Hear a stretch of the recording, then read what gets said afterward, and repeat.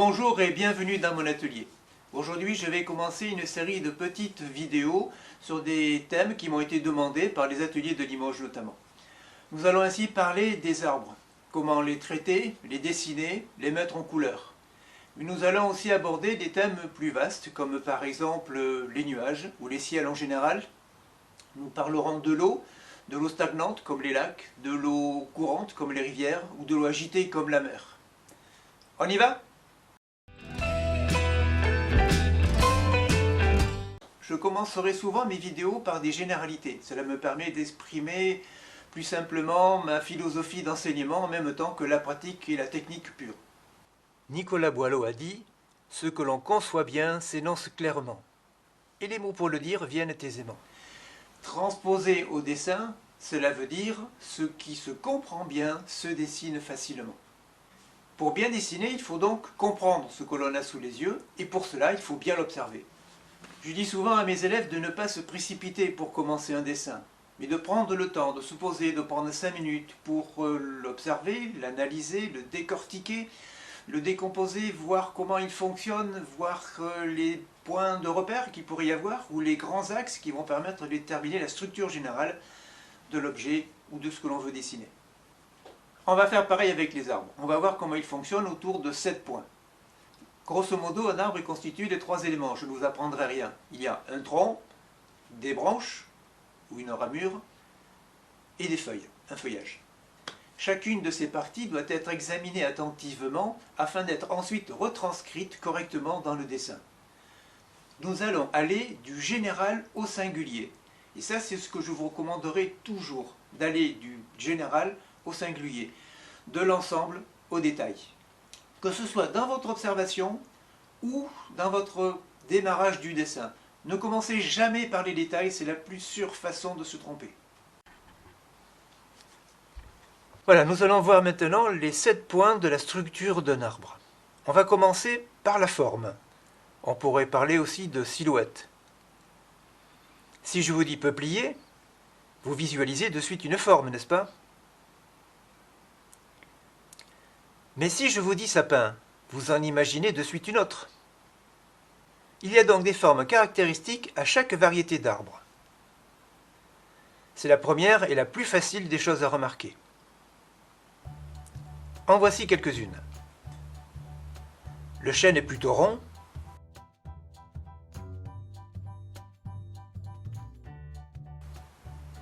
Alors que l'aulne est soutenue par un triangle.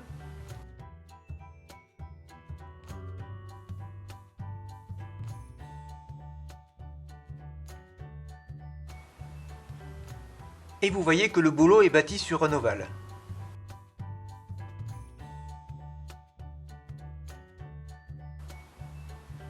Il y a aussi les formes en parasol, de l'albizia, de l'acacia véritable, celui que l'on trouve en Afrique, du mûrier.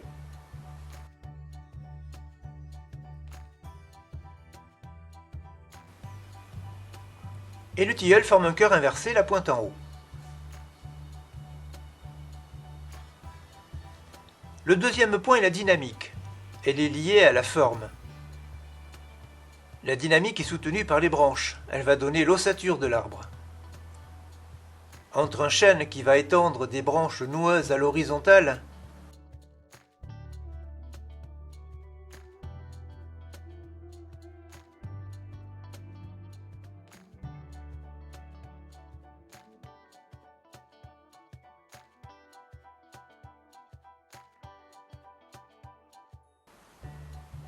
un peuplier qui va s'envoler vers le ciel,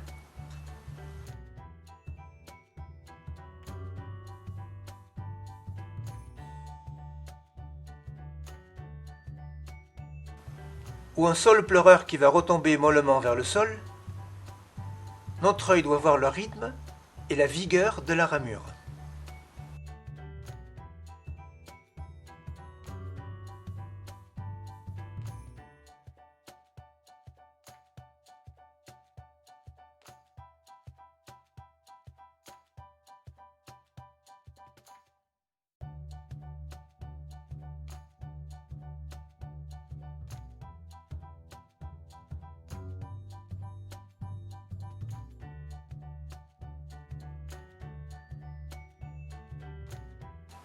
Le troisième point est la densité.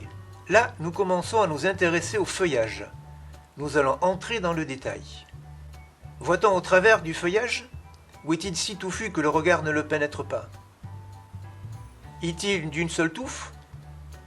Ou décomposé en plusieurs amas? Le quatrième point est la texture. Comment sont les feuilles? Petites ou grosses? Élancées ou rondes? Fines ou charnues? En palme? En aiguille? Isolées ou en grappe? Le cinquième point, ce sont les valeurs.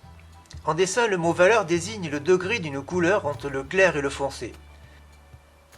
Voilà, je vais vous représenter maintenant un dégradé. C'est un exercice d'ailleurs que vous pouvez essayer pour vous entraîner.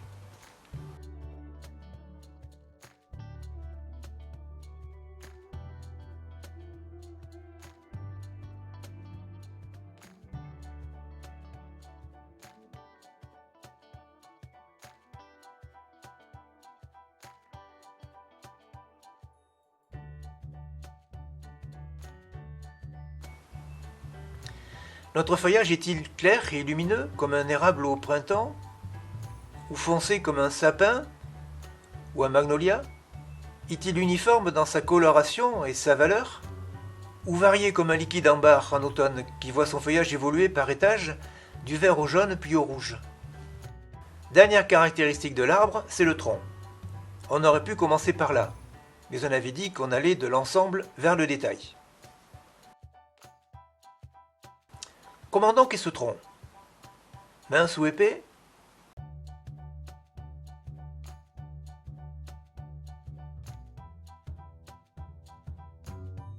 Unique ou multiple?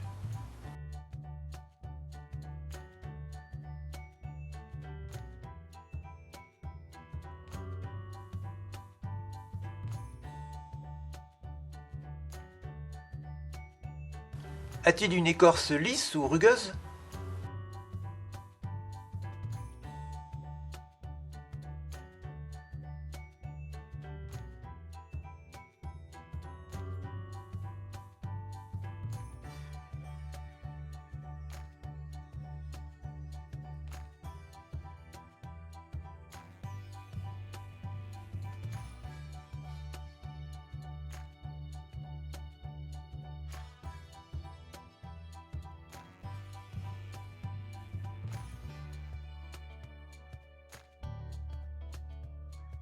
Septième point, l'ombre et la lumière. Ce dernier point n'est pas propre à l'arbre, mais il est indispensable de l'évaluer. C'est la source, la qualité et l'orientation de la lumière. Vous devinez facilement que votre vue de l'arbre sera différente le matin, le midi ou le soir. De même qu'il y a une différence entre l'hiver et l'été. Observer l'ombre de l'arbre au sol peut être aussi d'une grande aide. L'arbre est un volume, parfois simple, mais le plus souvent complexe. Il accroche la lumière par endroits, il est traversé parfois par elle. Il est capital encore ici d'aller de la vue d'ensemble vers le détail. Voilà, nous avons fait le tour dans cette vidéo sur l'observation et la compréhension de ce que peut être un arbre avant de le dessiner. N'oubliez pas qu'un artiste ne doit pas regarder les choses qu'il veut dessiner de façon superficielle. Il doit au contraire les regarder avec profondeur. Il doit les analyser, les scruter, les décortiquer, comme j'ai dit, les analyser pour bien comprendre comment fonctionne ce qu'il veut représenter. Parfois même, il doit rendre compréhensible aux yeux de son public les choses complexes qu'il a sous les yeux. Exercez-vous donc lors de vos promenades à regarder les arbres de façon plus analytique, à essayer de répondre par exemple aux questions que nous nous sommes posées précédemment. Quelle est sa forme, sa texture, sa densité? Est-il vert? Est-il clair? Est-il foncé?